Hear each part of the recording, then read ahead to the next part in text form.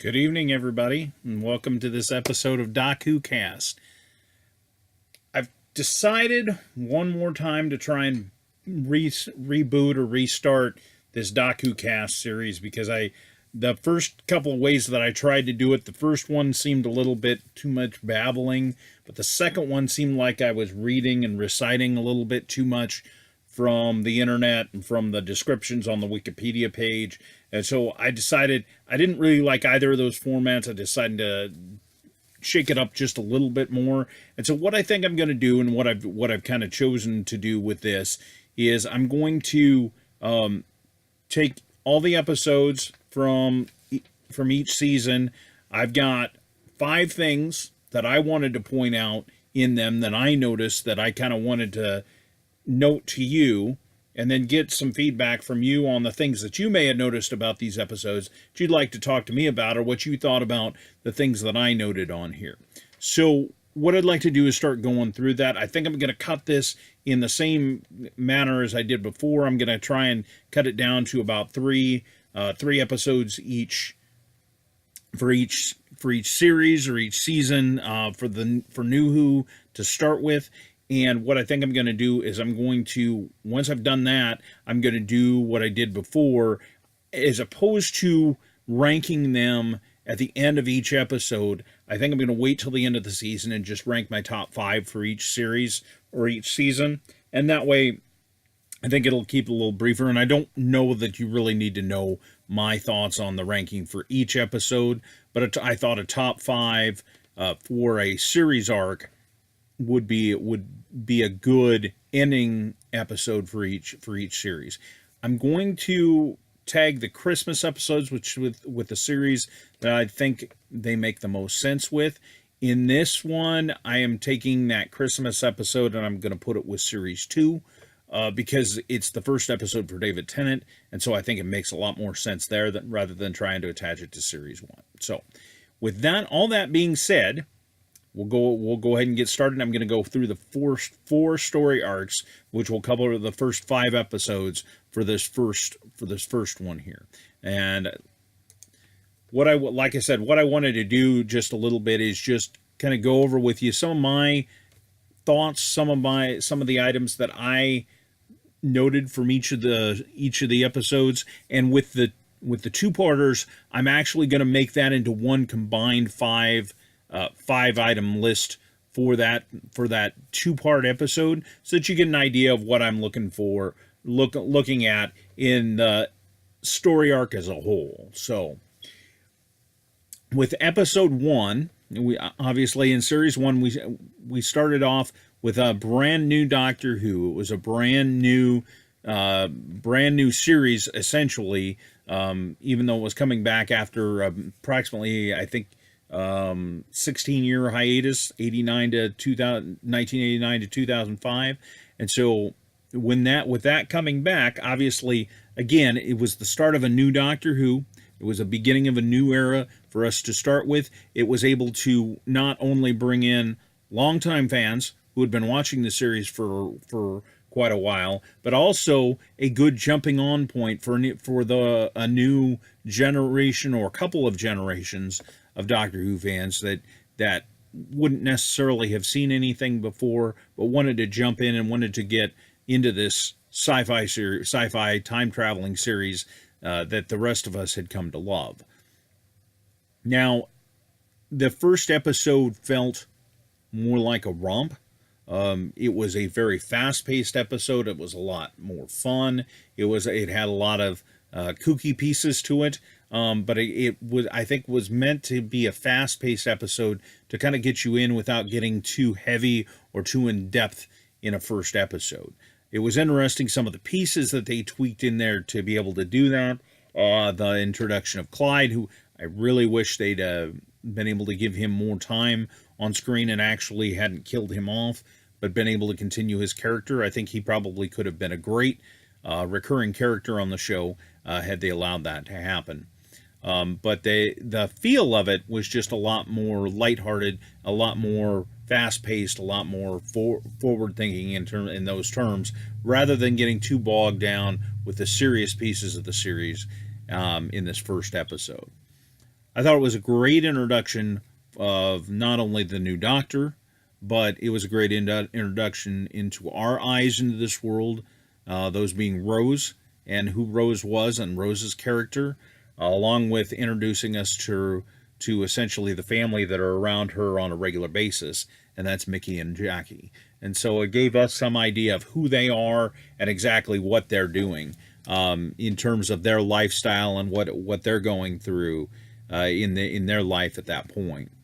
The idea of the monster in this series, while it was a throwback to the old series, it was also an interesting twist on it, and it was enough that you were able to understand it without, again, it getting too in depth or too science oriented for new fans of the show.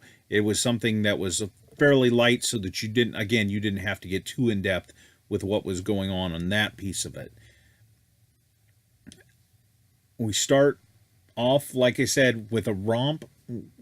In those terms, we start with what becomes a theme over pretty much the entire show, at least up into Capaldi. But even then, there was a little bit of it.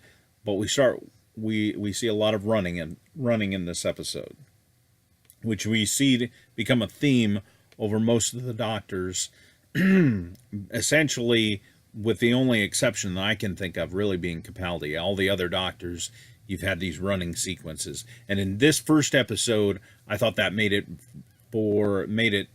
as a very action-packed episode, really kind of cut into the meat of it and gave you some fun to start off the new series. And then at the end, we finally get to see what a lot of old fans had been looking forward to, but new fans hadn't necessarily heard about, and that was the TARDIS. We get to see the inside of the TARDIS for the first time, the new TARDIS for the first time.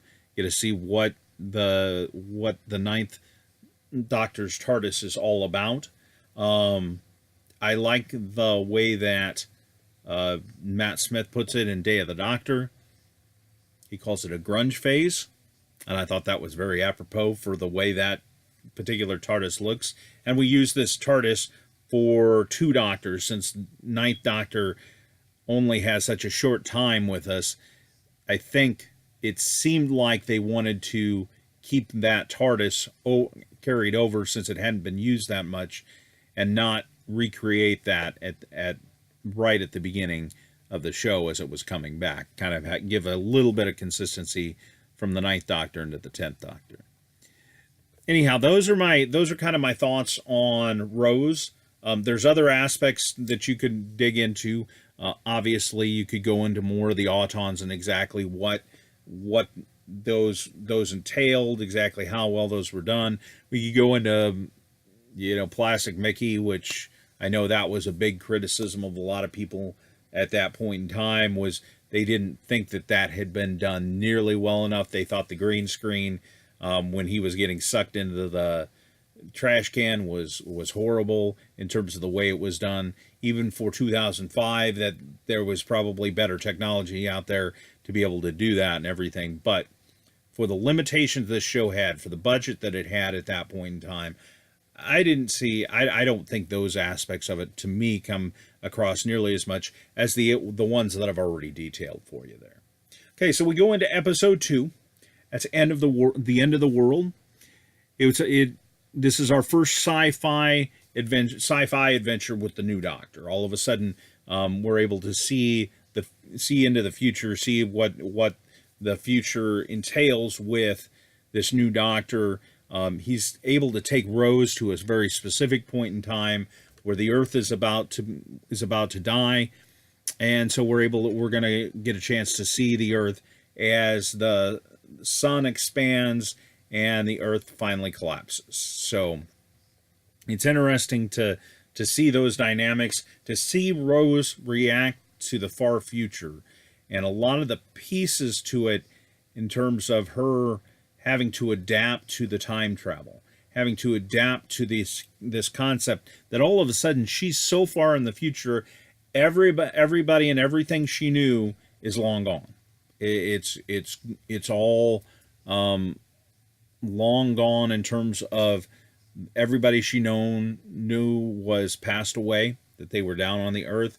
Um, it's interesting to see that reaction of somebody that is thrust into the time travel world like this, all of a sudden have to deal with that aspect of it, have to deal with all of a sudden being so far in the future that they are just so far out of their element that it becomes a little bit too much at times to be able to take.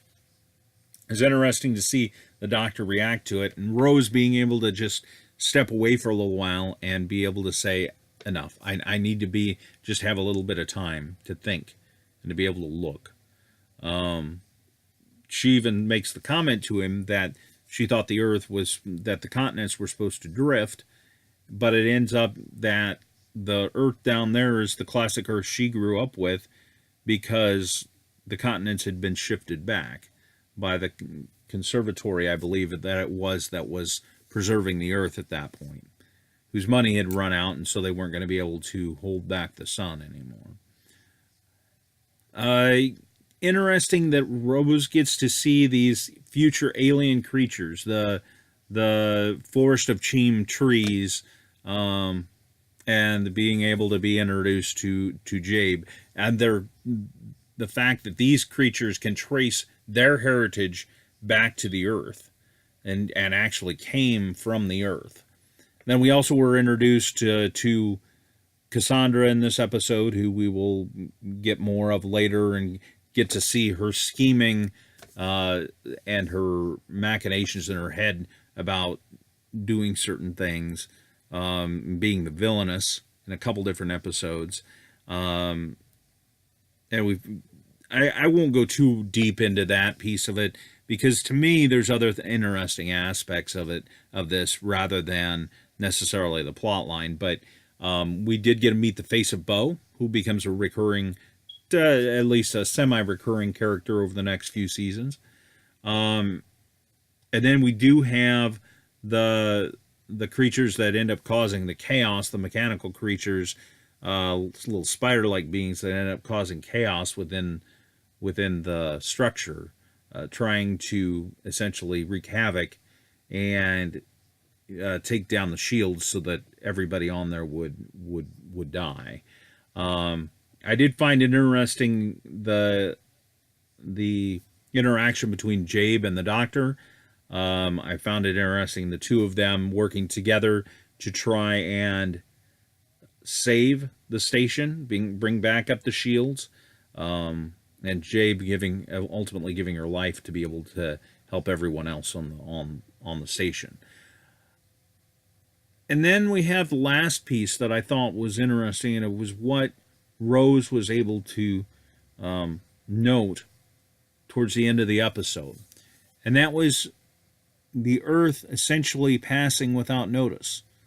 And nobody really saw the last moments of the Earth because there was too much going on around the station and too much bickering. It was just kind of one of those moments where something really grand and really great all of a sudden passed. And nobody was even there to pay attention or take notice.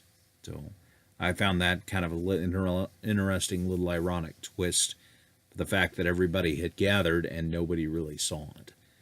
I also like the twist there at the end as well, where the Doctor takes her back to current day, right at the end of the episode, so that she can feel the ground under her feet again, so that she can get grounded again in terms of who she is and what was there, and what time travel truly means. You can still go back. You can still go back to where you were.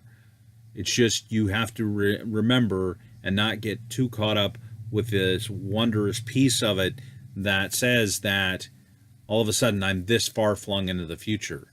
And, oh my, what does all that mean?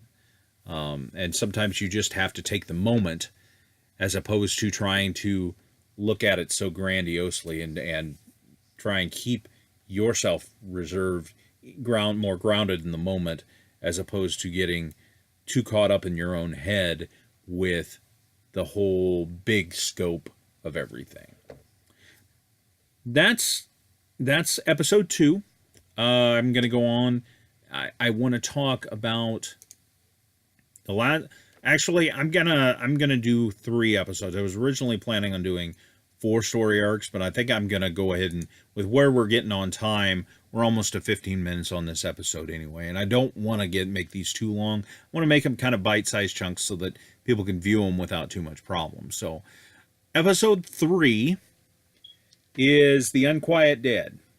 It's kind of our first pseudo-historical for NuWho. And I found it interesting that they chose to go back to Victorian times. It's kind of a beautifully set time period. I think this is what you call Victorian times. Forgive me if that's not technically correct. But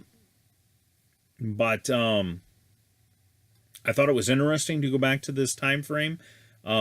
Charles Dickens, what a person to start off with in terms of somebody, an actual real historical figure that they're able to meet. I thought and I cannot for the life of me recall the actor's name, but I thought the actor did a fantastic job portraying Dickens. I thought the interaction between him and the Doctor and Rose was very well done. I thought it was very interesting that in some ways he is very forward thinking. His writing would show that he has some real thought and some forward-thinking thought, but then when it comes to actually believing that there are potentially aliens, ghosts, spirits, whatever you want to call them, and that they were inhabiting bodies, he was more skeptical about that. He considered it more flim-flam or sleight of hand or magic, as opposed to something that was actually could happen or something that was actually real. His reaction was just amazing in terms of that aspect of it, and the fact that the Doctor was able to convince him over time that this was actually going on. I thought it was interesting how the show dealt with the concept of essentially what we find out over time is an alien species, but what we see is potentially ghosts or possession. And the fact that we have a seance that occurs here, the way they dealt with all of that was intriguing to me. I thought, because there was some connection that the servant has with however you want to call it, whether it's specifically this alien race, whether she's just got a supernatural ability to communicate with those who have passed on, or exactly how you want to communicate that. Her ability to do that, it seemed like, was just very, very well done. And then the fact that during that seance, and I'm not sure that the seance had anything to do with it so much as the creatures were able to deal with her in such a way that she was able to communicate. It was really, really crafted well, I thought, in terms of her communication, her connection to those creatures, and exactly what her connection to them was. I thought the whole build-up of to her being the key to being able to open this gateway, which we then find out is a problem. Because when that gateway occurs like that, we find out that these creatures really don't want just friendship with the earth, or don't want to just be able to inhabit the dead, but they want to take over the earth, and that we find out that they're evil creatures. And this is one of the first connections we end up with, where we find out that one of the worlds that ended up being destroyed because of the Doctor in the Time War, this was one of the effects. And so I think that's part of the reason the Doctor is unable to see who they are in the beginning, because I think because he wants to help them, because he feels he was the cause of what happened here. So I thought that was kind of an interesting twist to it. We had just found out at the end of the last episode that that his world was gone, and so that this is kind of building from there, and it puts another little twist into that storyline. For those who weren't aware, or I always thought this was an interesting piece. We haven't gotten to Torchwood yet, and I think this was one of the first introductions into the Doctor Who universe.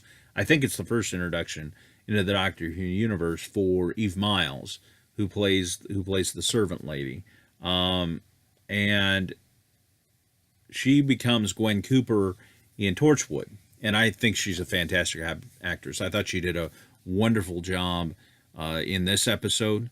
Overall, I really loved this episode. I thought it's one of the best pseudo-historicals that they've done.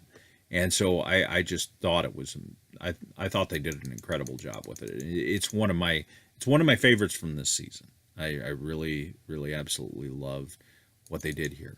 I also thought that they did some fantastic things with recreation of this time period. I thought a lot of the little nooks and crannies, like for example the theater that they used when Dickens was giving his presentation